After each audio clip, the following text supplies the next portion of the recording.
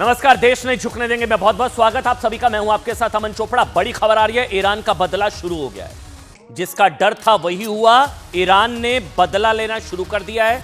और अब यह खबर इस वक्त मिल रही है कि सीरिया में अमेरिकी सैन्य अड्डे पर एक बहुत बड़ा अटैक हुआ है।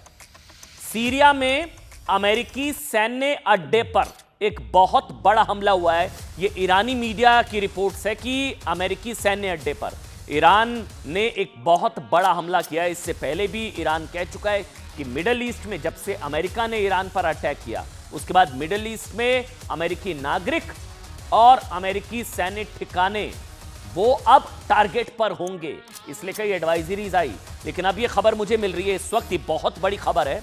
ईरान की तरफ से जवाबी कार्रवाई शुरू कर दी गई है। ये पहला जो अटैक हुआ है ये अमेरिकी सैन्य अड्डा ये सीरिया में है। ये मुझे बताया जा रहा है कि सीरिया में अमेरिकी सैन्य अड्डे पर ईरान ने बड़ा हमला कर दिया है।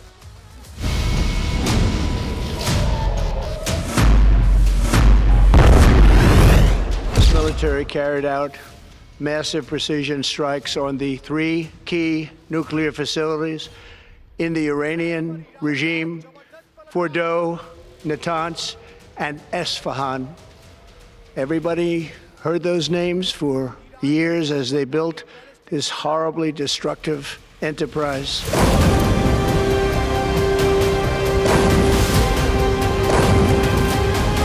Gambler from, you can start this war, but we will be the ones who end it. عقربه‌های ساعت به سود شما نخواهد چرخید. رزمندگان اسلام در پاسخ به این جنایت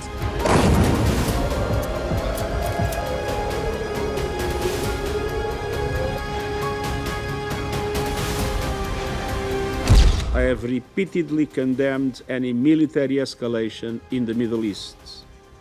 The people of the region cannot endure another cycle of destruction. And yet, we now risk descending into a rat hole of retaliation after retaliation.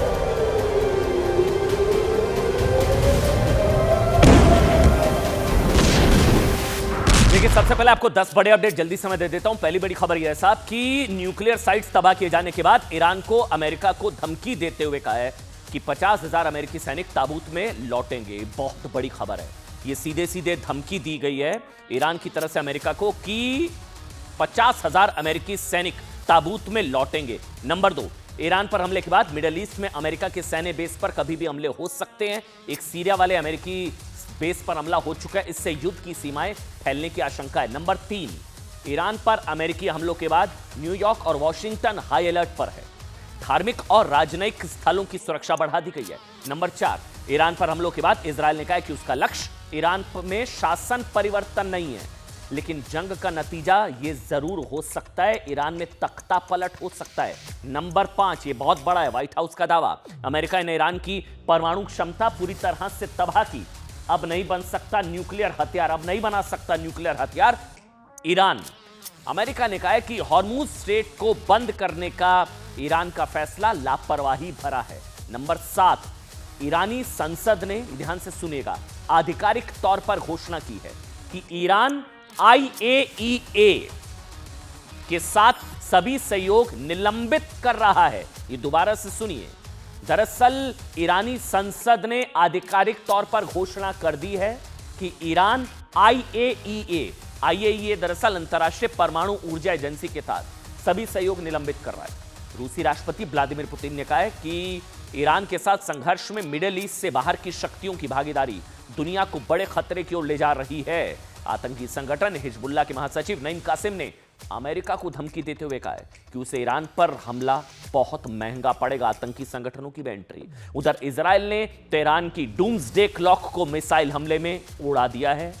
ये वही घड़ी थी जिसमें Iran ने दिखाया था कि 2040 तक इजरायल का वजूद मिट जाएगा। 2040 तक इजरायल का वजूद मिटाने का दावा करने वाली घड़ी को अमेरिका ने उड़ा दिया है। आपको बताते हैं कि अमेरिका ने ईरान के जिन परमाणु ठिकानों पर हमले किए हैं उसे कैसे अंजाम दिया, अब उन परमाणु ठिकानों की हालत कैसी है। देखिए, एक दिन पहले यानी कि 22 जून को की रात अमेरिका ने ईरान में 3 परमाणु ठिकानों पर हवाई हमले किए।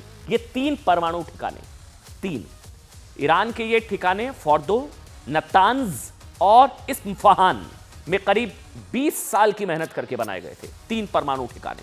अमेरिका ने इस हमले को ऑपरेशन मिडनाइट हैमर के नाम से अंजाम दिया। Midnight hammer.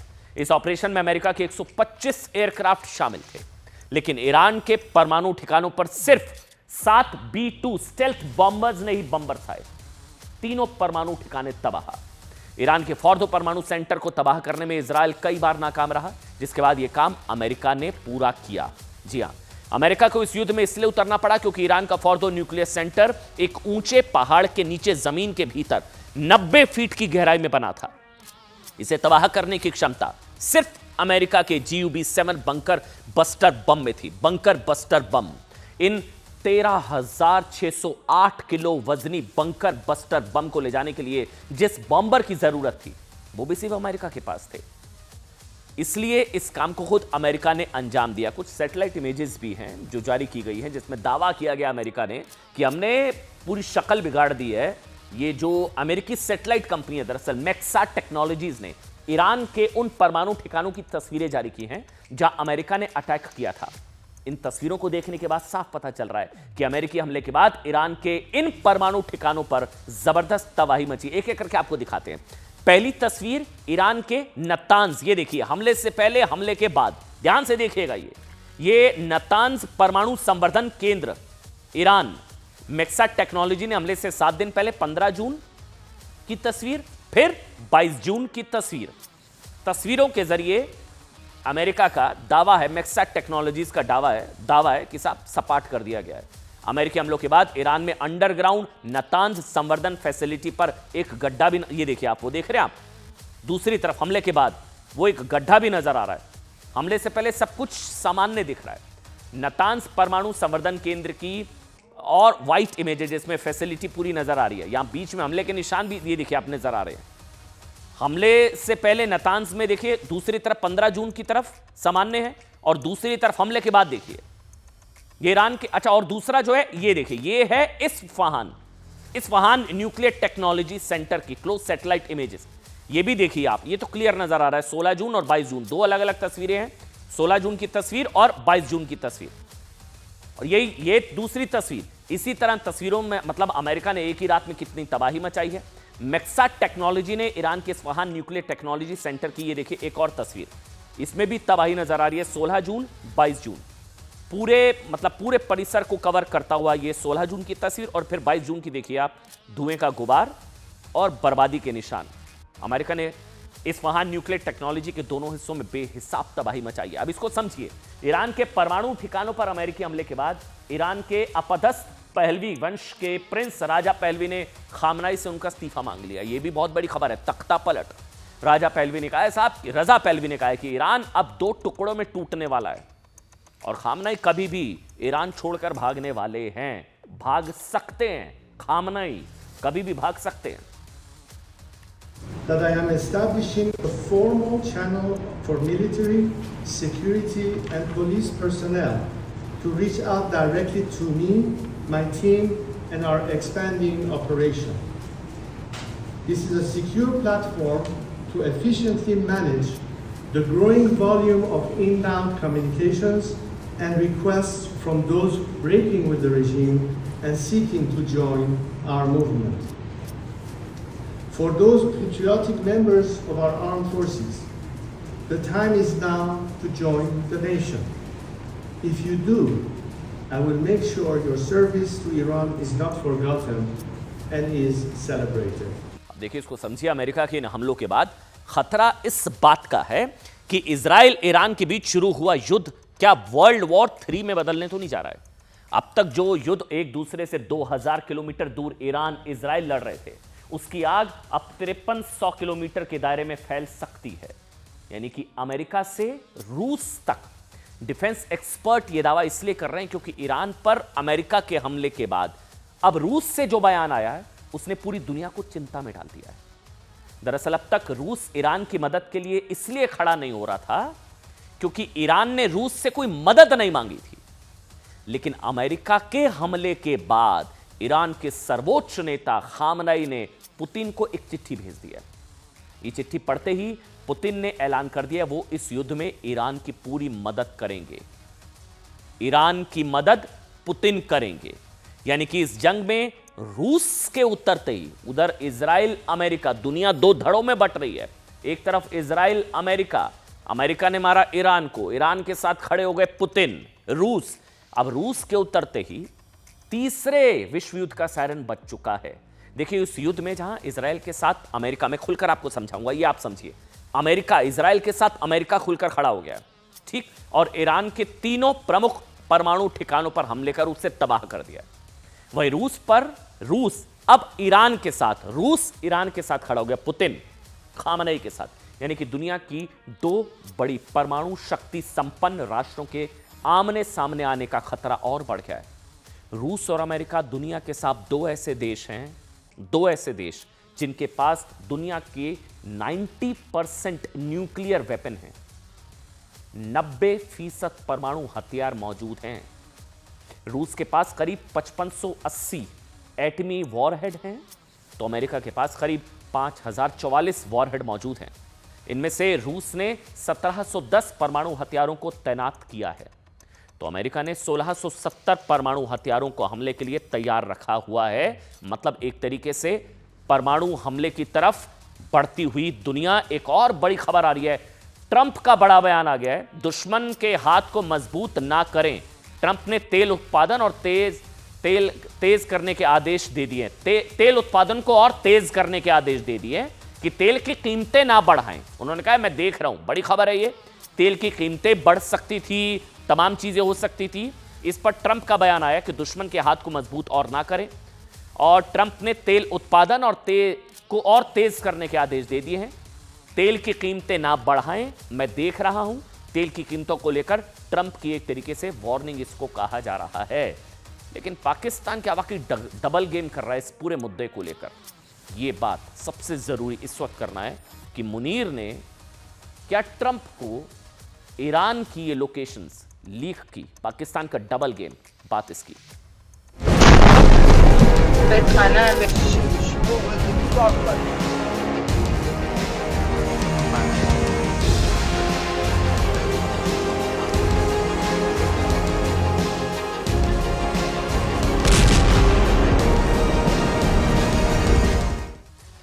देखिए अमेरिका ने ईरान के परमाणु ठिकानों पर जिस सटीकता से हमला किया, जिस एक्यूरेसी से ईरान की 3 न्यूक्लियर साइट्स फॉर्दो, नतांज और इस्फहान को एक ही झटके में तबाह कर दिया, जिस सटीकता के साथ, प्रिसीजन के साथ, जिस ऑपरेशन में अमेरिका ने 7 B-2 स्टेल्थ बॉम्बर्स का इस्तेमाल किया और ईरान की फॉर्दो और नतांज न्यूक्लियर साइट्स पर 13,608 किलो बंकर बस्टर बम गिराकर पूरी तरह से नष्ट करने का दावा किया। क्या यह हमला पाकिस्तान की मदद से किया गया? क्या ट्रंप लगातार इसलिए भारत के खिलाफ पाकिस्तान का साथ दे रहे थे?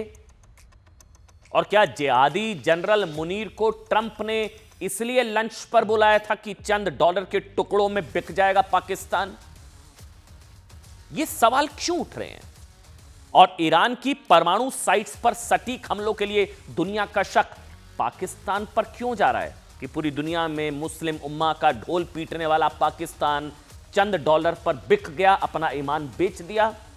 कहने को मुस्लिम उम्मा और पूरी दुनिया एक साथ, मुस्लिम सारे देश एक साथ, लेकिन पाकिस्तान अमेरिका के साथ खड़ा हो गया।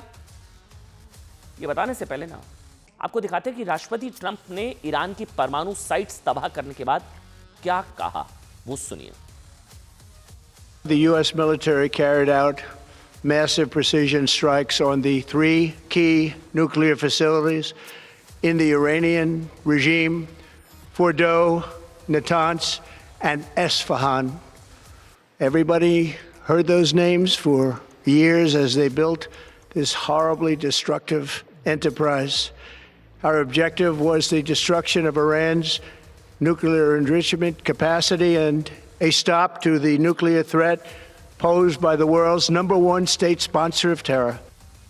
ये मत भूलिएगा, ये हमला मुनीर की ट्रंप से मुलाकात के बाद हुआ। सवाल है कि पाकिस्तान ने ईरान पर हमले के लिए डॉलर वर्सेस उम्मा में से डॉलर को चुन लिया क्या? क्या ईरान के साथ खड़े होने का दिखावा करते हुए ईरान की पीठ में खंजर भोंक दिया? क्योंकि आज जब रूस और चीन के साथ साथ सऊदी अरब, ओमान, इराक जैसे मुस्लिम देश ईरान के साथ खड़े हैं अमेरिका के विरोध में, पूरा इस्लामिक वर्ल्ड एक सुर में ईरान के साथ है। ईरान पर अमेरिका के हमलों की निंदा की है। 57 देशों वाले इस्लामिक देशों के संगठन ऑर्गेनाइजेशन ऑफ इस्लामिक कोऑपरेशन यानी OIC ने कहा है, साहब स्टेटमेंट आई है कि ईरान पर अमेरिका का अटैक मिडिल ईस्ट में तनाव को खतरनाक तरीके से बढ़ा सकता है। सारी मुस्लिम दुनिया, मुस्लिम मुल्क एक साथ हैं, जिससे क्षेत्रीय सुरक्षा, शांति और स्थिरता के लिए खतरा पैदा हो सकता है। सऊदी अरब जैसा देश जिसके रिश्ते ईरान से खराब माने जाते हैं, साहब उसने भी अमेरिकी हमले की निंदा की। मुस्लिम देश सारे एकजुट हैं। कहा कि अमेरिका ने जिस तरह ईरान पर हमला किया वो ईरान की संप्रभुता का उल्लंघन है। ऐसे वक्त में पाकिस्तान क्या सिर्फ ईरान के साथ खड़े होने का दिखावा कर रहा है? सवाल उठ रहे हैं कि मुनीर की ट्रंप से मुलाकात और उसके कुछ ही घंटे, 48 से 72 घंटे के अंदर अंदर ईरान पर हमला। जंग के बीच ट्रंप मुनीर की मुलाकात, मतलब क्या पाकिस्तान यह कहकर मुस्लिम वर्ल्ड में सिर्फ डैमेज कंट्रोल करने की कोशिश कर रहा है साहब कि वो ईरान पर हमलों के लिए अमेरिका की निंदा करता है? और क्या पाकिस्तान का अमेरिका के खिलाफ यूनाइटेड नेशन सिक्योरिटी काउंसिल में एक प्रस्ताव भी सिर्फ दिखावा है? मतलब मुनीर जो है ना घर का ना घाट का, मुनीर अमेरिका से डॉलर भी ले रहा है, वहां टुकड़ों पर बिक रहा है क्योंकि पैसे का कटोरा भर रहा है वहां पर। दूसरी तरफ दिखावे के लिए ईरान के साथ भी खड़ा है। रूस और चीन के साथ मिलकर अमेरिका के ईरान पर हमले का विरोध किया। अमेरिका के ईरान पर हमले को अंतर्राष्ट्रीय कानून और संयुक्त राष्ट्र चार्टर का उल्लंघन पाकिस्तान ने बताया। सवाल इसलिए क्योंकि खुद पाकिस्तान के एक सांसद, अब सुनिएगा, एक सांसद हैं साहिबजादा हामिद रजा, उन्होंने दावा किया कि पाकिस्तान ने अपने 2 एयरबेस और पोर्ट को ईरान के खिलाफ हमले के लिए अमेरिका को दिया था। का जवाब देना कि पूरा इंटरनेशनल मीडिया ये कह रहा है कि आप अपनी एयर बेस देने जा रहे हैं ईरान के खिलाफ, आप अपना समुंदर देने जा रहे हैं ईरान के खिलाफ। आपकी वजारते खारजा ने उसके ऊपर क्या मौकफ दिया? कोई बंदा बदलाए, क्या मौकफ दिया उसके ऊपर? आप तो चुप है, इसलिए कि आपको फर्क नहीं पड़ता। आपके तो फ्लैट हेवन फील्ड के अंदर हैं, आपने तो यहां से उठना है। अगर खुदा ना खास्ता पाकिस्तान पर कोई मसला हुआ, आपने तो रातों रात फ्लाइट पकड़नी है जिस तरह मुशर्रफ के टाइम पे पकड़ी थी, और यहां से निकल के आपने वहां पर भाग जाना है। ये बहुत बड़ा सवाल है और ये बहुत बड़ी खबर है। पाकिस्तान डबल गेम कर रहा है। मुनीर ने ट्रंप के साथ मिलकर ईरान पर हमला करवा दिया क्या? ऐसा इसलिए कहा जा रहा है साहब, आप सुनिएगा, कि पाकिस्तान ने ईरान की पीठ पर विश्वासघात का खंजर क्या मारा है? क्योंकि पाकिस्तान में ही कई लोग ये मानते हैं कि मुनीर आर्मी की मदद के बिना अमेरिका इतनी सटीकता से ईरान के इन लोकेशंस पर अटैक नहीं कर सकता था। इसके अलावा अभी तक यह भी साफ नहीं हुआ है कि ईरान पर हमला करने वाले लड़ाकू विमान किस देश के एयरबेस से उड़े थे, कि क्या पाकिस्तान के एयरबेस का इस्तेमाल किया। इसके अलावा बड़ा सवाल यह भी, आप सुनिए जो मैं टाइमलाइन समझाऊंगा। 18 जून को 2 तस्वीरें देखिए। 18 जून को यह जिहादी जनरल आतंकी मुनीर ट्रंप से मिला और लंच के बाद अचानक हमला हो गया 21 तारीख को। मतलब 19 जून को पहले ट्रंप ने क्या बयान दिया था कि वो ईरान पर अभी हमले के 2 हफ्ते बाद सोचेंगे। 2 हफ्ते बाद सोचेंगे कहा था ना, 2 हफ्ते बाद। यहां तो 2 दिन बाद ही मार दिया। मुनीर ने क्या बता दिया ट्रंप को? 18 को मुलाकात, 19 को कहा 2 हफ्ते बाद मारूंगा, लेकिन यहां 21 को ही मार दिया। क्या शाहबाज ट्रंप के जासूस हैं? क्या मुनीर ने लोकेशन लीक की? ये सारे सवाल हैं कि ईरान की न्यूक्लियर साइट्स की सटीक लोकेशन की जानकारी क्या मुनीर ने लीक की? क्योंकि माना जाता है कि पाकिस्तान के पास ही ईरान के परमाणु ठिकानों की सटीक जानकारी थी। पाकिस्तान पर ईरान को धोखा देने के आरोप इसलिए भी लग रहे हैं क्योंकि 13 जून, अब सुनिएगा, 18 जून को मीटिंग थी, 13 जून को इजराइल ने ईरान के खिलाफ ऑपरेशन राइजिंग लाइन लॉन्च किया। 13 शुक्रवार का दिन था वो, फ्राइडे 13। और 16 जून को ट्रंप ने मुनीर को लंच का न्योता दे दिया। आप समझिए, 13 जून को अटैक किसने किया? 13 जून को अटैक किया इजराइल ने ईरान पर। 13 जून को इजराइल ने ईरान पर हमला किया। 16 जून को अचानक ट्रंप ने मुनीर को अपने पास बुला लिया और फिर अमेरिका ने हमला कर दिया ईरान पर। ये सारी कड़ियों को अगर आप जोड़ें, और वो तस्वीर भी वो जिसमें ट्रंप और मुनीर साथ में बैठकर जो है वो लंच, उनकी मीटिंग चल रही है, उसके बाद ये अटैक हुआ। ईरान के खिलाफ लड़ाई में कैसे पाकिस्तान अमेरिका की मदद कर सकता है? साहब इस बात के संकेत खुद ट्रंप ने मुनीर से मिलने के बाद ही दे दिए थे, जब उन्होंने बताया था कि मुनीर से ईरान को लेकर उनकी बातचीत हुई है और ईरान के बारे में पाकिस्तान से ज्यादा जानकारी किसी के पास नहीं है। ये हिंट तब भी दिया था ट्रंप ने। It's not that they're bad with Israel. They know them both, actually, but they probably, maybe they know Iran better. But they see what's going on, and he agreed with me. Reason I had him here, I wanted to thank him for not going into the war. देखिए, आज America के हमले के खिलाफ पाकिस्तानी संसद में Trump के खिलाफ नारेबाजी हो रही है। पोस्टर लहराकर नेतन्याहू ट्रंप को टेररिस्ट बताया जा रहा है। नेतन्याहू ट्रंप को टेररिस्ट, यहां आरोप लग रहे हैं कि खुद पाकिस्तान ने लीक कर दी लोकेशन, लेकिन दिखावे के लिए संसद में नेतन्याहू ट्रंप को टेररिस्ट बताया जा रहा है। लेकिन इसी पाकिस्तान ने युद्ध की शुरुआत में ईरान को धोखा दिया था। ईरान ने पाकिस्तान पर भरोसा जताते हुए कहा था कि अगर इजराइल ने उसके खिलाफ परमाणु बम का इस्तेमाल किया तो पाकिस्तान इजराइल के खिलाफ परमाणु बम चलाएगा। पाकिस्तान, लेकिन पाकिस्तान ने तुरंत इन बयानों का एक कहकर खंडन कर दिया साहब कि उसके परमाणु हथियार से पाकिस्तान की सुरक्षा के लिए हैं, और इसलिए इशारा किया जा रहा है कि कहीं पाकिस्तान ने ही ईरान की लोकेशंस लीक तो नहीं किए। वैसे कुछ समय पहले ईरान के राजदूत ने भी कहा था कि उन्हें उम्मीद है कि पाकिस्तान अमेरिका को हमला करने में मदद नहीं करेगा, लेकिन पाकिस्तान पर उनका यह भरोसा भी गलत साबित हुआ। सुनिए। मुकम्मल यकजहती का इजहार हम करते हैं अपने ईरानी भाइयों के साथ, और इस आजमाइश की घड़ी में हम उनके साथ हैं, हर तरीके से उनके साथ। उनको जिस किस्म की ज़रूरत होगी इंटरनेशनल लेवल पे, यूनाइटेड नेशंस पे या किसी और अदारे पे या इस्लामिक कॉन्फ्रेंस के अदारे पे, कहीं भी हम उनके मफादात का जो है तहफ़्फ़ुज़ करेंगे इंशाअल्लाह ताला। वो हमारे भाई हैं। अगर इसराइल ने हमारे ऊपर न्यूक अटैक किया तो पाकिस्तान इसराइल के ऊपर न्यूक्लियर हमला कर देगा। ये गैर जिम्मेदाराना और इतनी झूठी खबर है, और वो सोशल मीडिया में चलती चलती अभी मुझे थोड़ी देर पहले पता चला कि डेली मेल ने पिक कर लिया इंग्लैंड में। तो मैं और पाकिस्तान का डिटरेंस इज ऑब्वियसली, अल्लाह ताला ने इस मुल्क को ना सिर्फ न्यूक्लियर कुव्वत बनाया बल्कि मिसाइली कुव्वत भी बनाया। कहते ना घर का ना घाट का, मुनीर ना घाट का रहेगा ना घाट का रहेगा। अमेरिका ने पूछना नहीं, मुस्लिम दुनिया से उसने वैसी दुश्मनी ले ली है, ये प्रकरण में नजर आ रहा है। लेकिन पूरी दुनिया कैसे दो धड़ों में बट गई है, कैसे वर्ल्ड वॉर 3 का खतरा मंडराता हुआ पूरी दुनिया पर नजर आ रहा है। ये देखिए आप।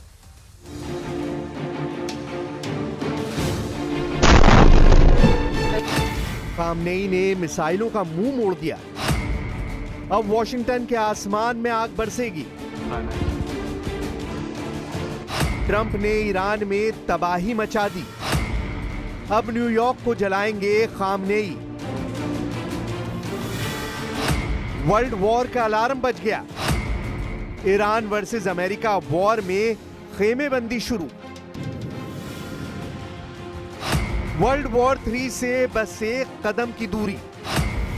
ईरान और अमेरिका को यहीं रोकना जरूरी।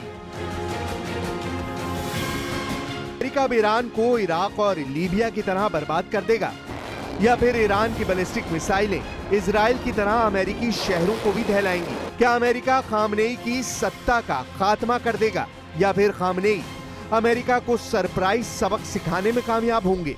ईरान इजराइल युद्ध में अमेरिका की जबरदस्त एंट्री से नया ट्विस्ट आ गया है, नया मोड़ आ गया है, नए सवाल खड़े हो गए और नई खेमेबंदी शुरू हो गई है। ये तो तय है कि अगर अमेरिका पर ईरान की मिसाइलें गिरी तो नेटो के समूचे 32 देश मैदान जंग में अमेरिका के साथ खड़े हो जाएंगे। दूसरी ओर ईरान के साथ दुनिया की 3 परमाणु लाल ताकतें पहले से ही खड़ी हैं, रूस, चीन और उत्तर कोरिया। इसके बाद भी ईरान चाहेगा कि इस्लाम के झंडे तले मजहबी मकसद को पूरा करने के लिए समूचे मुस्लिम देश एक साथ खड़े हो जाएं। यानी अब की बार वो सारे सीक्वेंस बनते नजर आ रहे हैं जो वर्ल्ड वॉर 3 से बस एक कदम दूर है। यानी कि अमेरिका पर ईरान के हमले के बाद दुनिया तीसरे विश्व युद्ध की दहलीज पर खड़ी होगी, और ऐसा होने के आसार इसलिए नजर आ रहे हैं क्योंकि अमेरिका को ईरान ने बड़ी धमकी देते हुए कहा है कि अमेरिका को करारा जवाब मिलेगा। ईरान ने कहा कि जो अमेरिका ने शुरू किया है उसे ईरान खत्म करेगा। इसके जवाब में अमेरिकी सेना ने मिडिल ईस्ट में तैनात अपने सभी बेस कमांडर को जवाबी हमले के लिए हैंड्स फ्री दे दिया है। ما در طول تاریخ انقلاب اسلامی قبل از انقلاب اسلامی در طول تاریخ ایران بارها شاهد جنایت از سوی آمریکایی ها بودیم. سال 57 در طول دوره 8 سال دفاع مقدس علل خصوص در آخرای دوره دفاع مقدس شاهد جنایت مستقیم اونها بودیم. هر بار دست به جنایتی زدن پاسخ قاطعانه گرفتند و این بار هم به همین ترتیب خواهد بود. عقربه های ساعت به سود شما نخواهد چرخید. رزمندگان اسلام در پاسخ به این جنایت با عملیات های قدرتمند و هدفمند، عواقبی سنگین، پشیمان کننده و غیر قابل پیش بینی برای شما رقم خواهند زد. انشاءالله. گامبلر ईरान के परमाणु ठिकानों पर अमेरिकी हमलों के बाद ईरान की नेवी एक्शन में है। ईरान रेवोल्यूशनरी गार्ड्स की नौसेना अरब खाड़ी में जंग के लिए उतरने को तैयार है। ईरानी नेवी के वॉरशिप, मिसाइल लॉन्चर, ड्रोन और रेड बीज यूनिट पूरी तरह अलर्ट पर है और जंगी मिशन के आदेश का इंतजार कर रहे हैं। इधर ईरान के supreme leader Ayatollah Ali Khamenei भले ही जान की खतरे की वजह से बंकर में छिपे हों, लेकिन ईरानी जनता का उत्साह बढ़ाने के लिए वो लगातार संदेश जारी कर रहे हैं। अमेरिकी हमलों के बाद उन्होंने अमेरिका को धमकी देते हुए संदेश जारी किया। ईरानी परमाणु ठिकानों पर अमेरिकी हमलों के बावजूद खेल अभी खत्म नहीं हुआ है, अभी भी कई सरप्राइज बाकी हैं।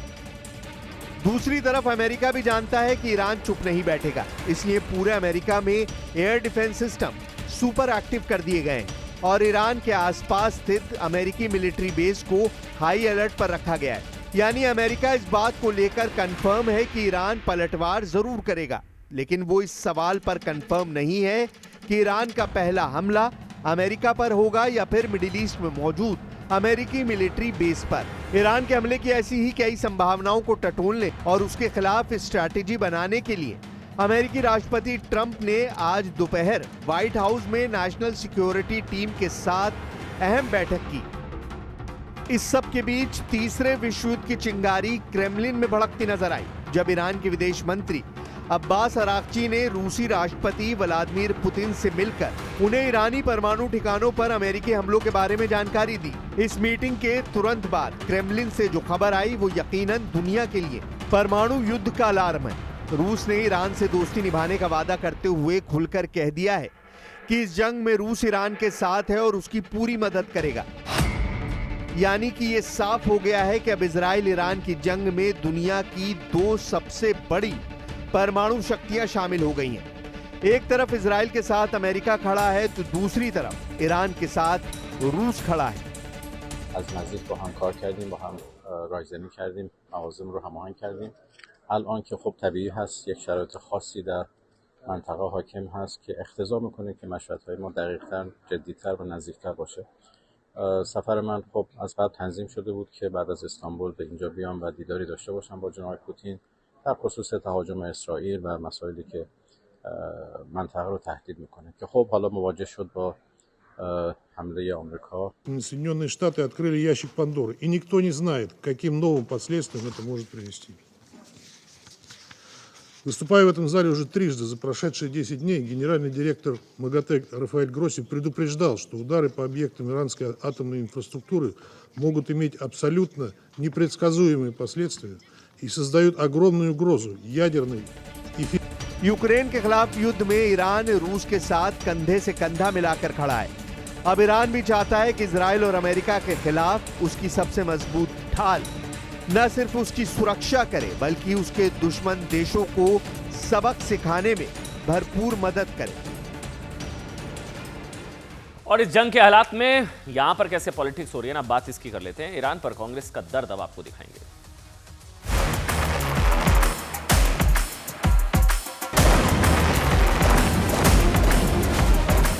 देखिए, हमें पूरी तरह से ईरान के साथ खड़ा होना चाहिए।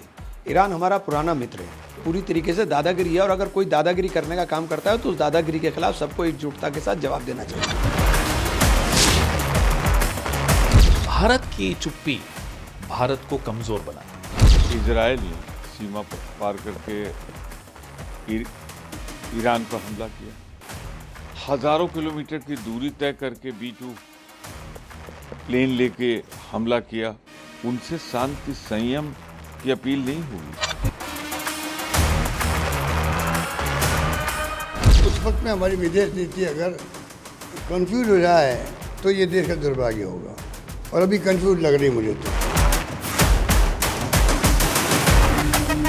ईरान और इजराइल के बीच में जो युद्ध चल रहा है उसको लेकर के कांग्रेस और कांग्रेस पार्टी के नेताओं ने जिस तरह का गैर जिम्मेदाराना स्टैंड लिया है, हम बिल्कुल भी इस तरह के किसी द्विपक्षीय इशू में अपनी सहभागिता या अपनी किसी तरह से भागीदारी नहीं करेंगे।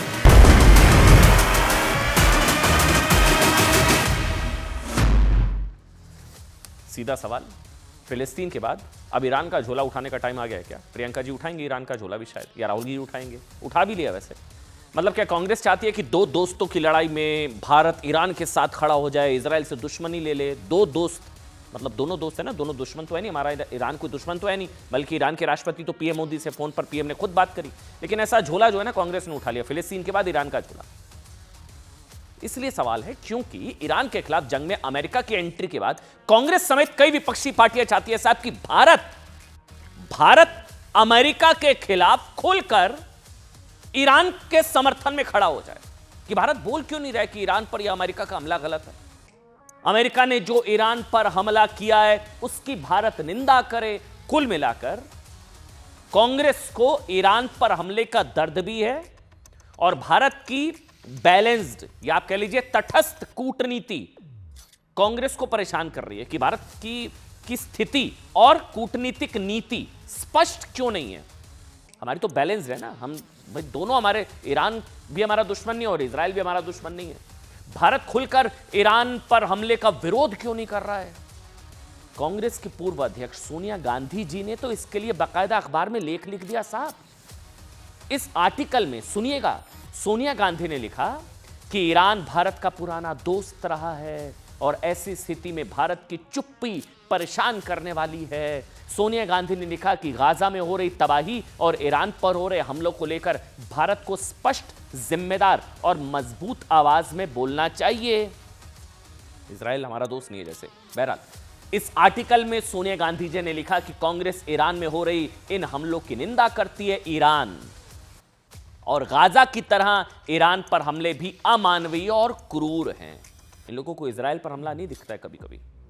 हालांकि इस आर्टिकल के बाद सोनिया गांधी सोशल मीडिया पर ट्रोल भी हो रही हैं। लोग कह रहे हैं कि साहब बेटी प्रियंका जी फिलिस्तीन के लिए बैग उठाती हैं, ये तस्वीरें।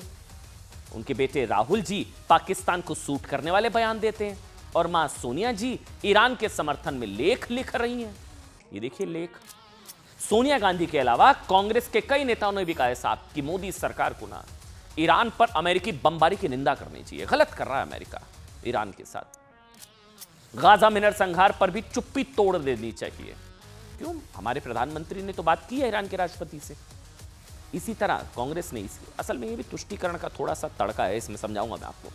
अखिलेश यादव जी ने भी कहा कि दुनिया देखती है बुरे वक्त में आप किसके साथ खड़े हैं।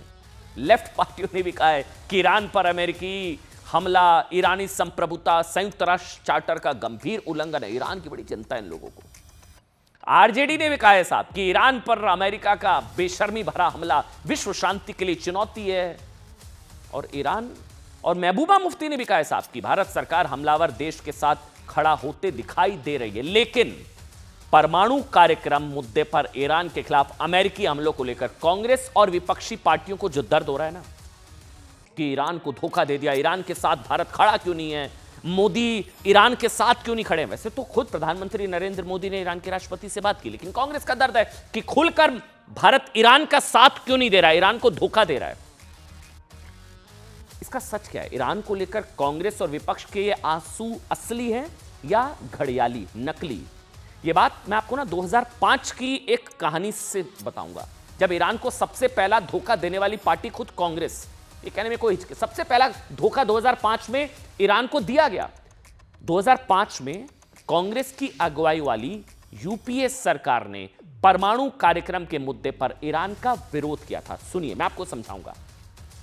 2005 में कांग्रेस सरकार ने, बल्कि 2005 में हुआ, 6 में हुआ, मैं सिर्फ 2005 का बता रहा हूं, 4 बार हुआ था। एक एग्जांपल दूंगा। 2005 में कांग्रेस सरकार ने 21 देशों के साथ मिलकर IAEA के उस प्रस्ताव का समर्थन कर दिया जो ईरान के खिलाफ था। मतलब भारत ने ईरान के खिलाफ वोट किया, एब्सेंट नहीं, ईरान के खिलाफ वोट किया। वो अनप्रेसिडेंटेड था उस वक्त। 2005 ईरान के खिलाफ गया भारत, अप्रत्याशित। तब लेफ्ट पार्टियों ने आरोप लगाए थे कि ये सरेंडर कर दिया दरअसल अमेरिका के आगे ना, अमेरिका के दबाव में उस वक्त की सरकार ने सरेंडर कर दिया। तो उस वक्त सोनिया का सरेंडर कहा जाएगा क्या? ईरान को धोखा दे दिया। मतलब 2005 में अमेरिका के दबाव में विपक्ष के आरोपों को अगर सही माना जाए तो सोनिया जी ने सरेंडर कर दिया था, क्योंकि ईरान के खिलाफ वोट पूरी तरह से अप्रत्याशित था। खुद लेफ्ट ने आरोप लगाया था। ऐसा माना जाता है कि अमेरिका के दबाव में उस वक्त की सरकार ने फैसला लिया। यह भारत की ईरान नीति में एक बहुत बड़ा यू टर्न था। मतलब ईरान को सबसे पहला धोखा तो साहब कांग्रेस ने दिया, वो भी अमेरिकी दबाव में। आज कहा जा रहा है कि भारत ईरान के साथ नहीं खड़ा है। इसके उलट मैं आपको बताऊं, और सुनिए, ये तो 2005, 2006, ये देखिए 2009 ईरान के खिलाफ सारे प्रस्ताव। इसके उलट 24 में सोचिए, जिन नरेंद्र पर कांग्रेस सरेंडर के आरोप लगा रही है ना, उस मोदी सरकार ने तो साहब 2024 में IAEA में ईरान के खिलाफ इस तरह के अमेरिकी प्रस्ताव से खुद को अलग कर लिया था। तब कोई दबाव नहीं चला था। तो किसका सरेंडर? बल्कि मोदी ने तो, मैं बार बार रिपीट करूंगा, खुद कल ईरान के राष्ट्रपति से भी बात की है। लेकिन 2005 में ईरान का परमाणु समझौते के उल्लंघन का दोषी ठहराने वाली कांग्रेस आज मोदी सरकार के लिए कह रही है कि भारत को ईरान के साथ खड़ा होना चाहिए। तब आपने क्या किया था 2005 में? इसी को लेकर बीजेपी ने कहा है कि विदेश नीति कोई ड्रामा नहीं है, इसलिए भारत कई प्राथमिकताओं को संतुलित कर रहा है। भारत वही कर रहा है जो एक गंभीर देश करता है। सुनिए किसने क्या कुछ कहा, वो बयान हम आपको सुनाते हैं, सुनिए। पूरी तरह से ईरान के साथ खड़ा होना चाहिए। ईरान हमारा पुराना मित्र है। ईरान से हमारे व्यापारिक रिश्ते हैं, ईरान के साथ हमारे सांस्कृतिक रिश्ते हैं। ईरान की जो जड़ें हैं वो हिंदुस्तान से हैं। तो ईरान के साथ हमें मजबूती के साथ खड़ा होना चाहिए और हर तरह से ईरान ने हमारे साथ हमेशा साथ दिया है। इसलिए हमें इस बुरे वक्त में ईरान के साथ मजबूती के साथ खड़ा हुआ दिखाई देना चाहिए। ईरान और इजराइल के बीच में जो युद्ध चल रहा है उसको लेकर के कांग्रेस और कांग्रेस पार्टी के नेताओं ने जिस तरह का गैर जिम्मेदाराना स्टैंड लिया है, हम किसी भी तरह के ऐसे विषय में अपने आप को जो है किसी एक पक्ष के साथ में खड़ा नहीं रखेंगे। और अब बात करेंगे पहलगाम आतंकी हमले की और दिलजीत पर दंगल की। बड़ी दिलचस्प खबर है, देखना बहुत जरूरी है आपके लिए। दिखाते हैं अब आपको।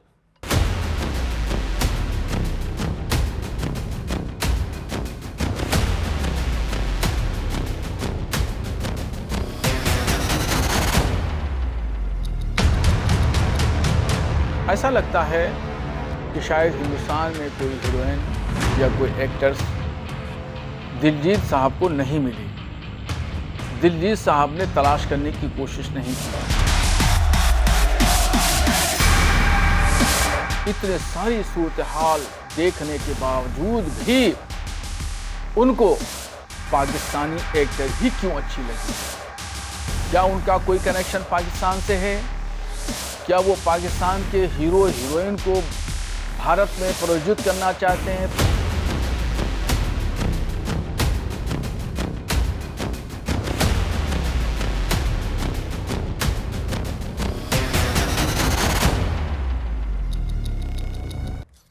साहब, फिल्म सरदार जी 3 के विवाद पर एक बड़ी खबर यह है, फिल्म के टीजर रिलीज होने पर दिलजीत दोसांझ का पहला रिएक्शन आ गया है।